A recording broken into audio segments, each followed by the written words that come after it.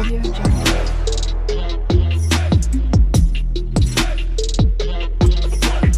Audio Jungle. Satgurudev की जय हो। भगत समाज को मुंशी भूषण सिंह का सत साहेब। आप सभी भगत समाज को मैं बताना चाहता हूं कि अपने गुरुदेव जी की दया हम सभी भगत समाज पर हो रही है। आपके समक्ष मैंने पूर्व में रखा था कि सतगुरुदेव जी ने FIR नंबर 430 सन 2014 जिसका अपील चंडीगढ़ हाई कोर्ट में लंबित है और अपील नंबर 4228 सन 2018 है में दिनांक 28/8/2025 को दया करी और जमानत स्वीकृत हुई थी। किंतु FIR 429 सन 2014 में जमानत नहीं हुई थी। FIR नंबर 429 सन 2014 में संतराम पाल जी महाराज को मरते दम तक का आजीवन कारावास की सजा हुई थी, जिसके खिलाफ सतगुरुदेव जी ने चंडीगढ़ हाई कोर्ट में अपील दायर कर रखी है, जिसका अपील नंबर 9008 सन 2018 है, जिसमें संतराम पाल जी महाराज ने अपनी जमानत हेतु आवेदन दिनांक 5/8/2024 को दायर की थी, जिसमें दिनांक 26/9/2024, दिनांक 28/11/2024, दिनांक 29/1/2025, दिनांक 2/4/2025 एवं दिनांक 23/7/2025 तथा दिनांक 2/9/2025 को सुनवाई की तिथि निर्धारित हुई। दिनांक 2/9/2025 को निर्धारित तिथि पर सुनवाई करने के बाद सतगुरुदेव जी ने पुनः दया करी और चंडीगढ़ हाई कोर्ट ने अपने गुरुदेव जी का जमानत स्वीकृत की। FIR 429 सन 2014 में जमानत स्वीकृति के संबंध में विस्तृत जानकारी देने के पूर्व मैं चाहूँगा कि आप मेरे YouTube चैनल SSM है सतलोक हैश को अवश्य सब्सक्राइब कर लें तथा साथ में लगे नोटिफिकेशन घंटी को भी टच कर बजा लें, ताकि मेरा हर वीडियो आपको आसानी से हासिल हो जाए। इसके साथ ही आपसे एक और अपेक्षा करूंगा कि आप यदि संतराम पाल जी महाराज के सभी केसों के संबंध में जानकारी हासिल करना चाहते हैं कि गुरु जी के विरुद्ध कितने केस लगे थे, कितने में कब और क्यों सज़ा हुई, कितने में गुरुदेव जी की सज़ा हुई, कितने में रिहाई और कितना केस अभी लंबित है, तो इसके लिए अवश्य पढ़ें ज्ञान अमृत एवं षड्यंत्र का 20। इस पुस्तक को मंगाकर अवश्य पढ़ें और जानकारी हासिल करें। इसे मंगाने के लिए 99 315 92 093 पर कॉलिंग या व्हाट्सएप मैसेज के जरिए संपर्क कर सकते हैं एवं मंगा सकते हैं। पोस्ट पार्सल खर्च आपको वहन करने होंगे, आपके घर तक यह पुस्तक पहुंच जाएगी। अब मैं अपने विषय वस्तु पर आता हूं। आज का मेरा विषय वस्तु FIR नंबर 429 सन 2014 में गुरु जी की हुई जमानत पर चर्चा करना है। आपको पता है कि FIR 429 सन 2014 शिवपाल पिता महावीर लखपत कॉलोनी मीठापुर बदरपुर नई दिल्ली द्वारा 4 महिला 1 बच्चे की हत्या के लिए दर्ज कराई गई थी, जिसमें विचारण के बाद धारा 343, 302 एवं 120 भी भारतीय दंड विधान के अंतर्गत संतराम पाल जी महाराज एवं अन्य को जिला न्यायालय हिसार ने दोषी मानते हुए दिनांक 17/10/2018 को मरते दम तक का आजीवन कारावास की सजा सुनाई, जिसके खिलाफ संतराम पाल जी महाराज ने अपील दायर कर रखी है, जिसका अपील नंबर 9008 सन 2018 है। इस अपील में संतराम पाल जी महाराज की ओर से दिनांक 8/5/2024 को चंडीगढ़ हाई कोर्ट में जमानत आवेदन दायर की थी, जिसमें विभिन्न तिथियों के अलावे 2/9/2025 को सुनवाई करने के उपरांत संतराम पाल जी महाराज का जमानत चंडीगढ़ हाई कोर्ट ने स्वीकृत कर ली है। किंतु अभी संतराम पाल जी महाराज जेल से रिहा नहीं हो पाएंगे, क्योंकि देशद्रोह वाला केस जो अभी हिसार कोर्ट में लंबित है और विचारण चल रहा है, इसमें अभी तक 126 गवाह गुजर चुके हैं। शेष 295-96 गवाहों का अभी गवाही होना बाकी है। मैं भगत समाज को इस बात से अवगत कराना चाहता हूं कि भगत समाज के बीच जो अफवाहें घर कर गई है कि सज़ा खत्म कर दी गई है या उस पर रोक लगा दी गई है, तो उनका यह सोचना बिल्कुल ही निराधार है। अफवाहों का बाजार गर्म करने से पहले भगत समाज को गुरु जी का यह वाणी ध्यान में रखना चाहिए कि जब तक ना देखे निज नैना, गुरु की भी ना माने बयाना। अर्थात जब तक अपनी आँखों से उसे देख परख नहीं लेते हैं तब तक किसी के अफवाहों के पीछे भागना आप हम सब का नादानी ही होगा। पूर्व में आपको मालूम है कि दिनांक 28/8/2025 को गुरुजी का जमानत FIR नंबर 430 सन 2014 में हुई थी। उसके बाद FIR 429 सन 2014 में दिनांक 2/9/2025 को जमानत ग्रांट हुई है।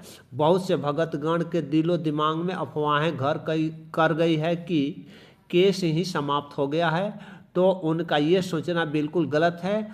केस समाप्त नहीं हुआ है, बल्कि उक्त 2 केसों में जिसमें मरते दम तक का आजीवन कारावास की सज़ा हुई थी उसमें गुरुजी का जमानत स्वीकृत हो चुका है। आप स्क्रीन पर 429 सन 2014 में सज़ा के खिलाफ दायर अपील वाद संख्या 9008 सन 2018 में दाखिल जमानत आवेदन, जिसका क्रिमिनल मिसलेनियस नंबर 29,233 सन 2024 है, का आदेश दिनांक 2/9/2025 को देखें और सुने समझे जाने कि क्या आदेश हुआ है। आवेदक रामपाल जी महाराज भारतीय दंड विधान की धारा 343, 302 और 120B के अंतर्गत दंडनीय अपराध के लिए हिसार के केंद्रीय कारागार 1 में स्थित विशेष न्यायालय के विद्वान सत्र न्यायाधीश द्वारा दिनांक 11/10/2018 को पारित निर्णय एवं सजा के बिंदु पर पारित आदेश दिनांक 17/10/2018 को निलंबित करने का अनुरोध किया गया है। रामपाल जी महाराज को निम्नलिखित सजा सुनाई गई थी। धारा 343 में 2 वर्ष के लिए कठोर कारावास एवं 5,000 जुर्माना। धारा 302 में बिना किसी छूट के कठोर आजीवन कारावास की सजा एवं 1 लाख जुर्माना तथा धारा 120B बिना किसी छूट के कठोर आजीवन कारावास की सजा एवं 1 लाख का जुर्माना। आवेदक रामपाल जी महाराज के अधिवक्ता ने अपना कथन किया कि इस वर्तमान मुकदमा में झूठा फंसाया गया है और वास्तव में यह प्राकृतिक मृत्यु का मामला है, जैसा कि सभी मृतकों के संबंध में चिकित्सा साक्ष्य मेडिकल एविडेंस से पता चलता है। डॉक्टर की रिपोर्ट के अनुसार मृतक की मृत्यु श्वास रुकने के कारण हुई थी। राजबला को छोड़कर सभी गवाह मृतकों के करीबी रिश्तेदार अर्थात मृतकों के पुत्र, पुत्री, पति, पिता और चाचा हैं, जो अपने बयानों में सभी ने कहा है कि मृतक वास्तव में पूर्व से ही बीमारियों से ग्रस्त थे। विद्वान वकील ने दलील दी है कि वास्तव में मौत तब हुई जब पुलिस ने आवेदक के डेरे पर आंसू गैस के गोले दागे, जहां बड़ी संख्या में अनुयायी मौजूद थे, जिसके कारण घुटन की स्थिति पैदा हो गई और भगदड़ मच गई, जिसमें कई लोग गिर गए और अंततः उनकी जान चली गई। आगे दलील दी कि ऐसा कोई सबूत नहीं है जिससे पता चले कि आवेदक संत रामपाल जी महाराज किसी भी तरह से मृतक की मौत के लिए जिम्मेदार था। आगे दलील दी गई कि आवेदक 74 वर्ष का उम्र का है, पहले ही 10.5 साल से अधिक की वास्तविक सजा काट चुका है और चूंकि अन्य 13 सह आरोपी जो हैं पहले ही जमानत पर रिहा हो चुके हैं, इसलिए आवेदक भी समानता के आधार पर रियायत का हकदार है। सरकार की ओर से विद्वान अधिवक्ता ने दलील दी कि यह एक ऐसा मामला है जहां आवेदक संत रामपाल जी महाराज वस्तुतः महिलाओं एवं अन्य को बंधक बनाकर एक कमरे में बंद कर दिया था, जिसमें दम घुटने की स्थिति पैदा हो गई और अंततः मृत्यु हो गई। सरकार का विद्वान अधिवक्ता ने आज अदालत में आवेदक का हिरासत प्रमाण पत्र दायर किया है, जिसके अनुसार आवेदक ने वास्तविक सजा 10 वर्ष 8 माह 21 दिन व्यतीत कर चुके हैं। प्रत्येक मृतक की मृत्यु के कारण से संबंधित कुछ प्रासंगिक तथ्य और अभियोजन पक्ष की गवाही जैसा कि निर्णय से निकाला गया है और जो सरकार के वकील द्वारा विवादित नहीं है। अभियोजन पक्ष के गवाहों का नाम जो मृतक के करीबी रिश्तेदार हैं नीचे दी गई है। मृतक का नाम संतोष, राजबाला, सरिता, मलकियत कौर, आदर्श। अभियोजन के गवाह यानी करीबी रिश्तेदार जो PW 45 के अनुसार मौत का कारण मामले का समर्थन नहीं किया है। डॉक्टर दिलदार सिंह, प्रोफेसर एवं विभागाध्यक्ष, महाराजा अग्रसेन कॉलेज अग्रोहा मौत का कारण दम घुटने के कारण हुआ है बताया है। PW45 संदीप मृतिका का पुत्र ने कहा है कि आंसू गैस के गोले का कारण मृत्यु हुई है। PW16 पवन मृतक का पुत्र है ने कहा है कि आंसू गैस के गोले के कारण दम घुटने एवं पुलिस द्वारा बाहर से पथराव के कारण चोटें आई है। PW12 जर्नैल मृतक का पति ने कहा है कि पुलिस द्वारा फेंके गए आंसू गैस के गोले के कारण पत्नी की दम घुटने से मृत्यु हुई है। PW13 बिंदर कौर मृतका के पुत्री ने कहा है कि आंसू गैस के धुएं के कारण मां बेहोश हो गई एवं हृदय की धड़कन बढ़ गई। PW21 विपिन मृतक के पिता ने कहा है कि पुलिस ने हमें सतलोक आश्रम में बंद कर दिया और आंसू गैस के गोले छोड़ने शुरू कर दिए, पूरा आश्रम गैस से भर गया।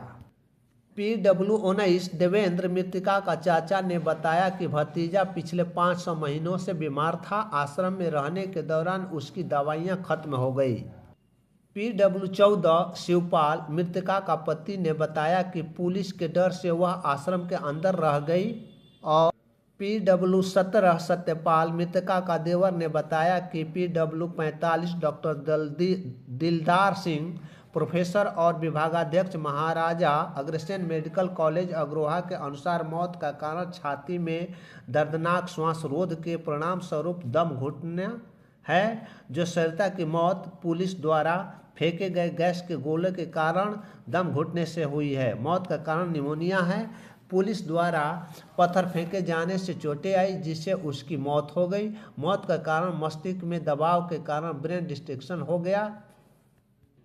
मामले के तथ्यों और परिस्थितियों को न्यायालय ने ध्यान में रखते हुए कहा कि हालांकि हम पाते हैं कि आवेदक रामपाल जी के खिलाफ महिलाओं और अन्य लोगों को बंदी बनाने के विशिष्ट आरोप हैं, लेकिन निश्चित रूप से कुछ विवादास्पद मुद्दे हैं, खासकर मौत का कारण हत्या है या नहीं। यहाँ तक कि चश्मदीद गवाह जो मृतक के रिश्तेदार हैं ने भी अभियोजन पक्ष के मामले का समर्थन नहीं किया है और इसके बजाय यह कहा है कि आंसू गैस के गोले दागने के कारण दम घुटने की स्थिति पैदा हुई थी। इस तथ्य को ध्यान में रखते हुए कि आवेदक की आयु लगभग 74 वर्ष की है और 10 वर्ष 8 माह 21 दिन की पर्याप्त सजा काट चुके हैं, हम पाते हैं कि मुख्य अपील के लंबित रहने तक आवेदक रामपाल जी महाराज जी की सजा को स्थगित करना उचित मामला है। अतः जमानत आवेदन को स्वीकार किया जाता है और आदेश दिया जाता है कि आवेदक की शेष कारावास की सजा अपील के लंबित रहने तक स्थगित रहेगी, बशर्ते कि वह संबंधित मुख्य न्यायिक मजिस्ट्रेट या ड्यूटी मजिस्ट्रेट की संतुष्टि के लिए जमानत बॉन्ड प्रस्तुत करे। हालांकि आवेदक रामपाल जी महाराज को निर्देश दिया जाता है कि वह किसी भी प्रकार की भीड़ की मानसिकता को बढ़ावा न दें और ऐसी सभाओं में भाग लेने से बचे जहां अनुयायी या प्रतिभागियों में शांति, कानून और व्यवस्था भंग करने की किसी भी प्रकार की प्रवृत्ति हो। यह बताने की आवश्यकता नहीं है कि जमानत की शर्तों का उल्लंघन होने पर या आवेदक संत रामपाल जी महाराज को किसी अपराध के लिए दूसरे को उकसाने की गतिविधियों में लिप्त पाए जाने पर सरकार जमानत रद्द कराने के लिए कदम उठाने के लिए स्वतंत्र होगा। हालांकि यह स्पष्ट किया जाता है कि ऊपर की गई किसी भी टिप्पणी को मुख्य मामले के गुण दोष पर अभिव्यक्ति नहीं माना जाएगा। इस पर हाई कोर्ट चंडीगढ़ का डिवीजन बेंच न्यायमूर्ति गुरविंदर सिंह गिल और न्यायमूर्ति दीपिंदर सिंह नवला ने दिनांक 2/9/2025 को FIR नंबर 429/2014 के सजा के खिलाफ दायर अपील वाद संख्या 9008/2025 में 2018 में जमानत स्वीकृत की। आज बस इतना ही। इस वीडियो को विराम देते हैं, आगे फिर मिलेंगे। सत साहेब जय बंदी छोड़ के।